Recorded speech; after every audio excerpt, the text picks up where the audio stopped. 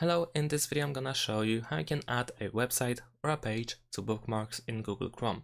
So all you need to do is go to the right side of the search bar, and here you need to click on this tab. And then you can name it and you can choose the folder. So you can choose bookmarks bar or all bookmarks. You can also choose another folder and then you should be able to create one for yourself. If you make the changes, then you can finally press done. Now the bookmarks bar might not be always visible. It is surely visible in the new tab page, like over here, and here it is. To make sure that you always see this bar, you want to right click the bar and then show bookmarks bar. And then if I go back to this page, as you can see, the bookmarks bar is always visible. And in order to find all bookmarks, you can, for instance, right click the bar and then go to Bookmark Manager.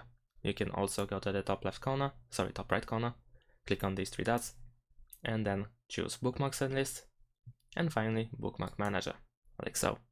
And that's it. Thanks for watching. Leave a like and subscribe to my channel, and see you in my next videos. Bye!